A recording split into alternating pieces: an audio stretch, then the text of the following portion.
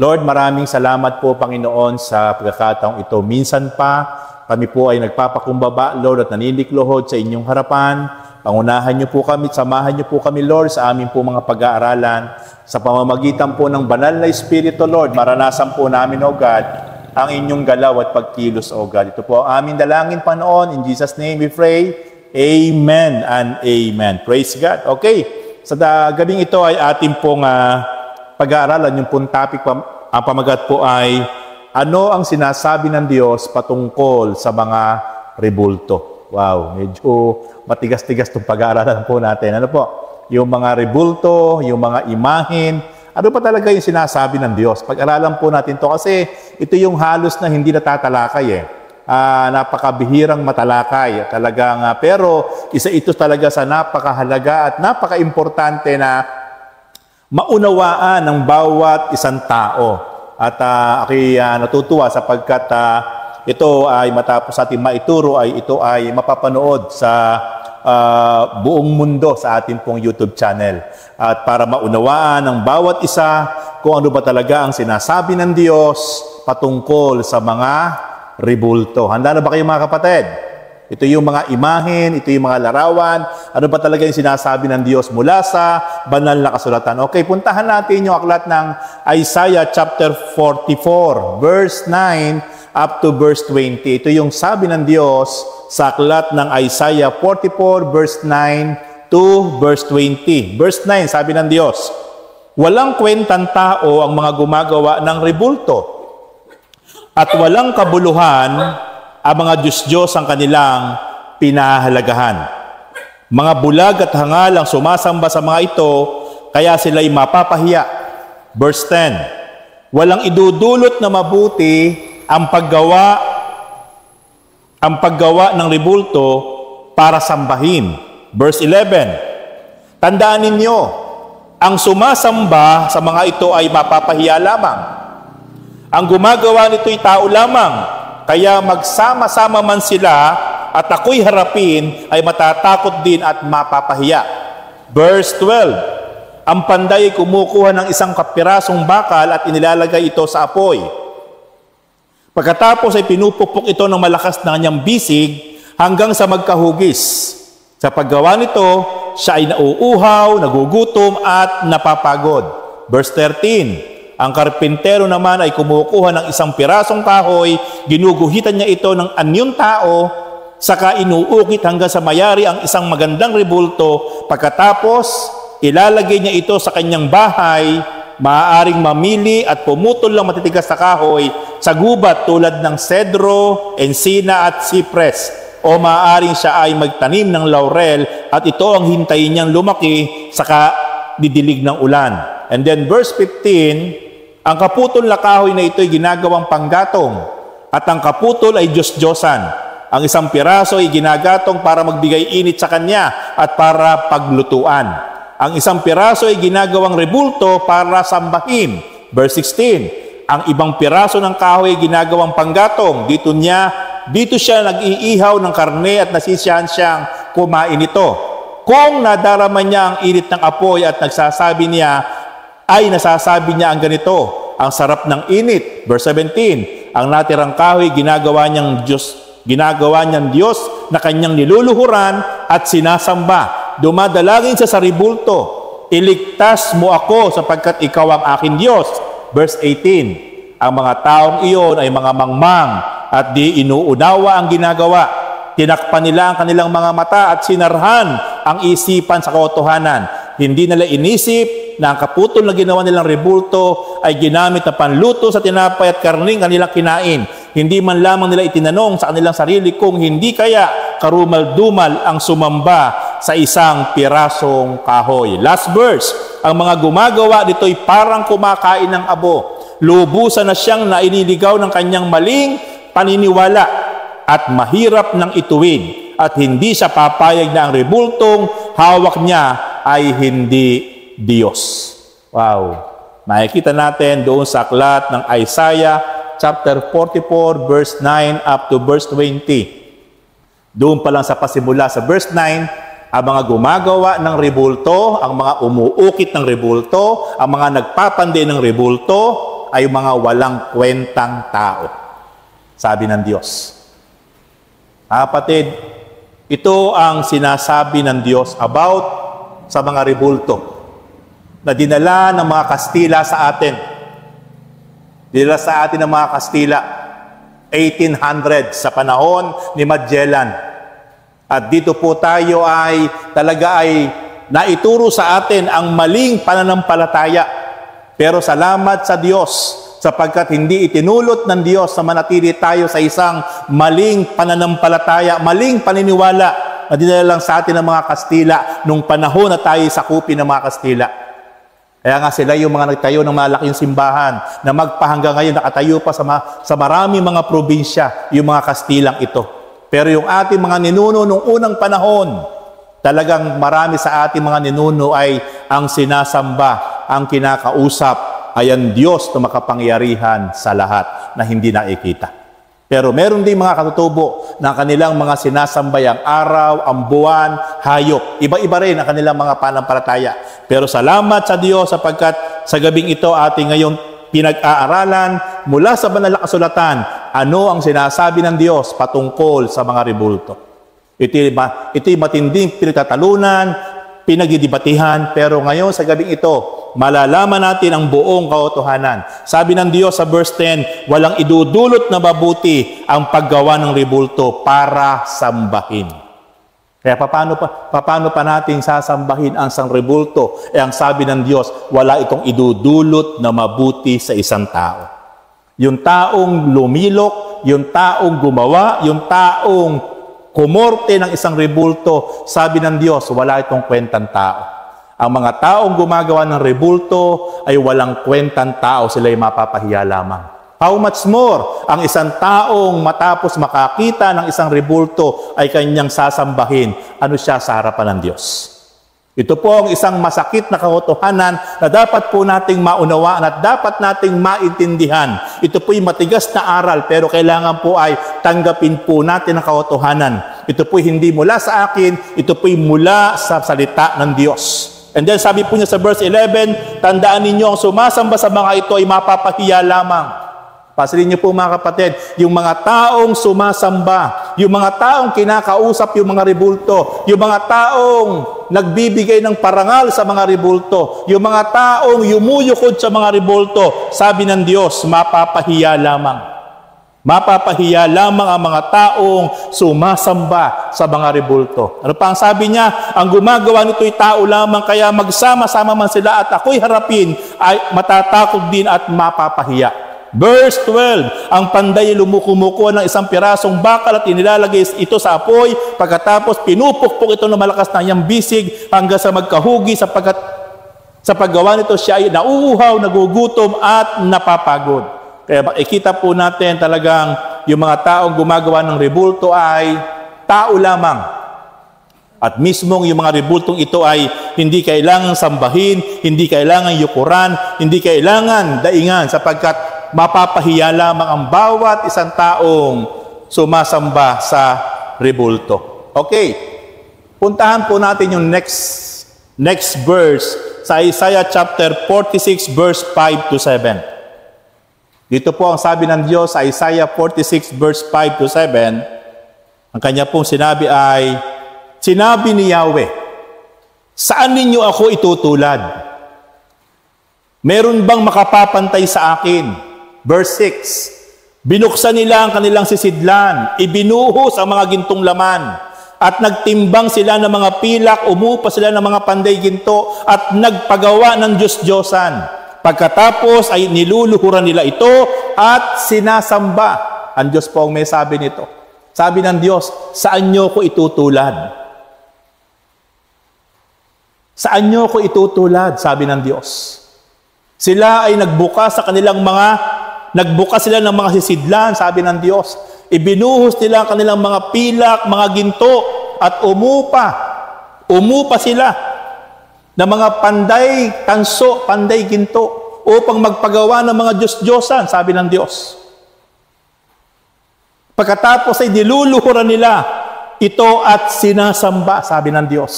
And then sa verse 7, pinapasan nila ito para dalhin sa ibang lugar. Pagkatapos ibabalik sa kanyang lalagyan. Mananatili ito roon at hindi na makakakilos. Dalanginan man ito ay hindi makasasagot, ni hindi makatutulong sa panahon ng bagabag. Yan sabi ng Diyos, tinutuya ng Diyos yung mga taong sa unang panahon pa lang, yung kanilang mga tanso, yung kanilang mga ginto ay tinunaw, pinagsama-sama, at talagang nagpagawa sa mga panday ng rebulto para yukuran, para dalanginan, binubuhat nila, pinapasa nila yung mga rebultong ito, at ibinabalik doon sa lalagyan.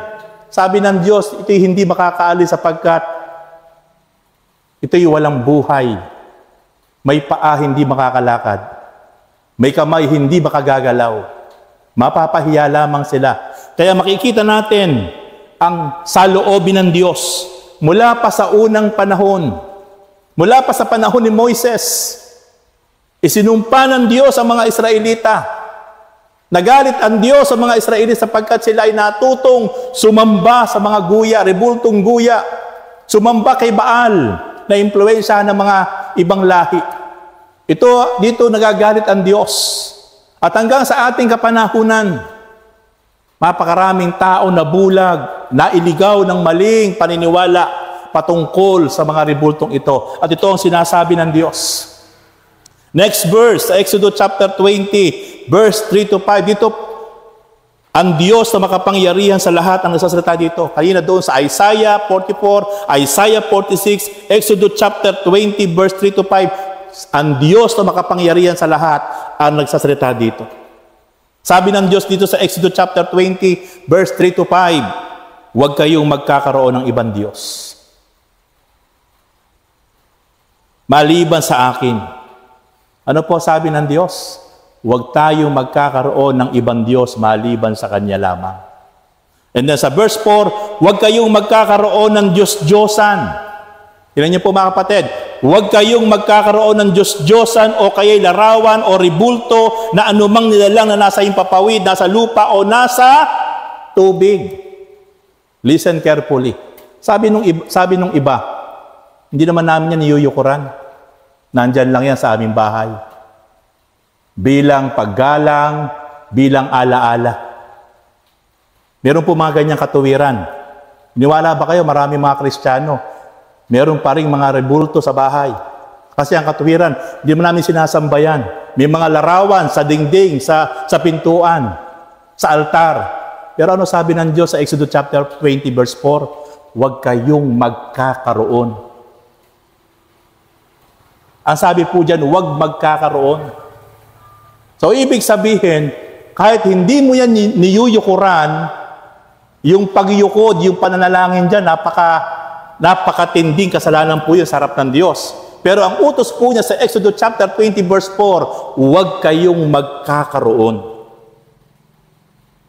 Huwag tayong magkakaroon ng mga larawan na inanyuan mula sa langit, mula sa lupa, mula sa ilalim ng dagat. Ano po sabi niya? Huwag kayong yuyukod o maglilingkod sa alinman sa mga Diyos-Diyosang iyan, sapagkat akong si Yahweh ay mapanibughuin. Huwag nyo yan paglilingkuran, huwag nyo yan yuyukuran. Kaya masakit pa po, marami pong ating kababayan, nilalagyan pa po ng bulaklak, nilalagyan pa po ng pagkain, meron pa pong ilaw. Pagsamba po yun, pagpaparangal sa mga Diyos-Diyosan. Ito po'y sinasabi ko po sapagkat panahon na. Para ang marami pong mga kababayan po natin worldwide ay mamulat. Maaring kapag ito ay na-upload sa ating pong YouTube channel, merong mga mambaba sa atin, merong mga kukontra po sa ating sinasabi. Pero hindi po ako ang nagsasalita dito. Ito po ay ang Diyos ang nagsasabi dito mula po sa banal na kasulatan. Paano natin babaliin yung aral na ito? Na hindi naman po mula sa akin, bilang tinawag, bilang tagapagturo. Ito po yung kailangang mahayag po ngayon sa ating kapanahunan. Panahon na po, para po yung mga maling aral na dinala po sa atin ng mga Kastila, panahon na po na magising na po sa katotohanan ng napakarami po nating kababayan. Even ang maraming tao sa buong mundo. Salamat sapagkat meron tayong YouTube channel na naaabot ang iba't ibang bansa worldwide.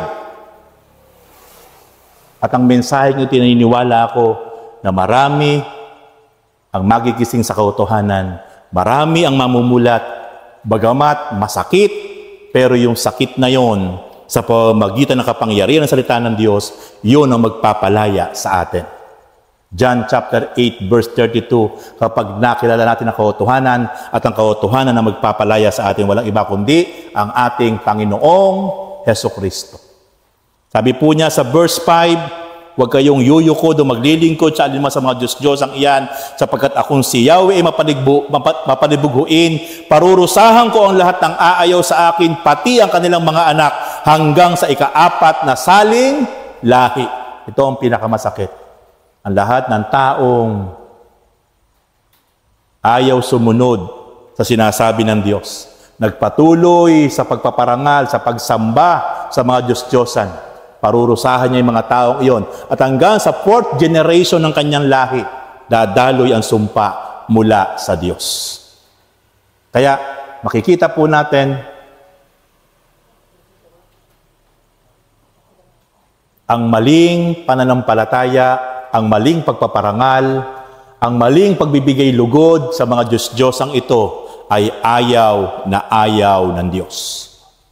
Last verse, sabi po ng Jeremiah chapter 10 verse 2 to 5, dito na po ako magtatapos sapagkat alam ko po, dyan po sa mga isinyer ko po ng mga salita ng Diyos, alam ko po na pagbulay-bulay natin mabuti mula po yan sa Bible. Kung kayo po ay may mga Biblia, mamaya po, basahin niyo po yan, nandun po lahat yan. Kahit ano po, kahit anong salin po ang basahin niyo pa, yan po ang tinutukoy ng Diyos. Ayaw niya ang bawat isang tao ay sasamba, yuyukod sa mga Diyos-Diyosang ito, sa mga ribultong ito, sa mga larawang ito. Sabi po ng Jeremiah chapter 10 verse 2 to 5, sabi ng Diyos, huwag ninyong tularan ang ginagawa ng ibang mga bansa. Huwag din ikabahala nakikitang mga tanda sa langit at labis nilang ikinakabalisa. Ang dinidiyos nila ay di maaasahan. Isang punong kahoy na pinutol sa gubat, nililok ng mga dalubhasang kamay, at pinalumitihan ng ginto at pilak, minartilyo at pinakuan upang hindi mabuwal. Last verse, verse 5, ang mga Diyos-Diyosang ito'y animoy panakot ng ibon sa gitna ng bukid. At hindi nakapagsasalita, pinapasan pa sila sa balikat pagkat hindi nakalalakad. Huwag kayong matakot sa kanila sapagkat di sila makagagawa ng masama at wala ring maibibigay na mabuti. Sabi ng Diyos, huwag kayong matatakot sa mga Diyos-Diyosang iyan. Yan ay para lamang mga panakot sa gitna ng bukid.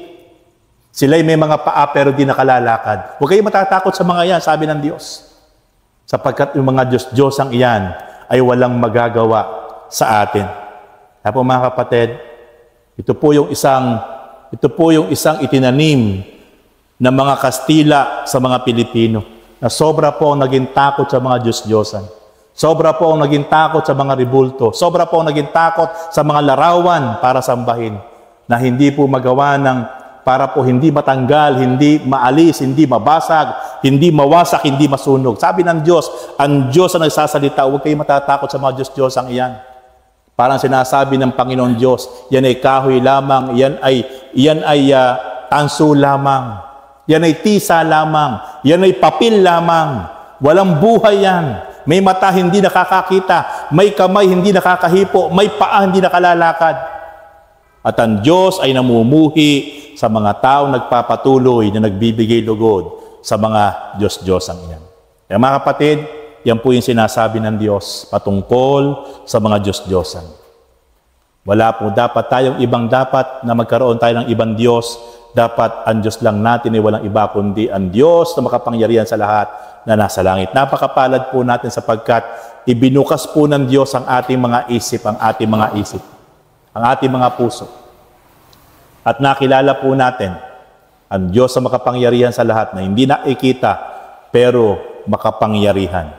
Ang Diyos ng Israel, ang Diyos ni Jacob, ni David, ni Abraham.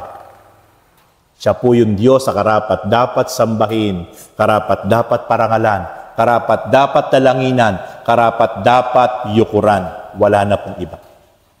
Kaya po mga kapatid, sa oras na ito, yan po ang isang napakalinaw na katotohanan na mula po sa banal na kasulatan. Talagang ayaw na ayaw ng Diyos ang bawat isang tao, lalo't higit tayo po na mga nakakilala na, ay magpapatuloy pa po na nagbibigay galang, nagbibigay parangal sa mga rebultong ito na gawa lamang po ng tao. Ang gusto po ng Diyos, kung meron tayong dapat bigyan ng karangalan, parangal at paglilingkod, ay walang iba kundi ang Diyos na makapangyarihan sa lahat. Sama-sama po tayong tumayo, tayo po manalangin. Praise God. Dakilang Diyos sa mga banal na makapangyarihan sa lahat.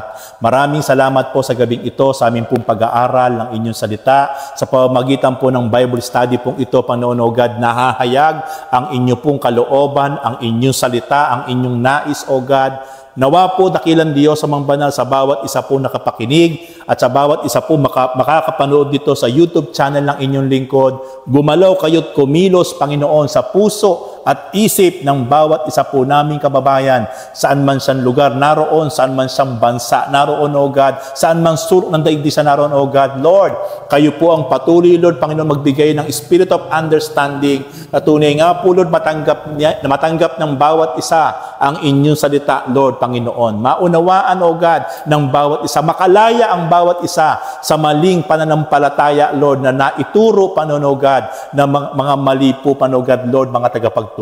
Salamat po, Lord, Panginoon. Pinupuri po namin kayo. Pinasasalamatan po namin kayo, O God, sa gabing ito sapagkat, Lord, kayo po yung Diyos namin nakilala. Kayo po yung Diyos namin, Lord, na sinasambat, pinaglilingkuran, at pinararangalan, O God. Muli po, Amang Banal, sa inyo po namin, Lord, ibinabalik ang pinakamataas sa papuri at pasalamat. Sa pangalan po ng Panginoon Jesus, ang lahat ay magsabi ng Amen and Amen. Praise God.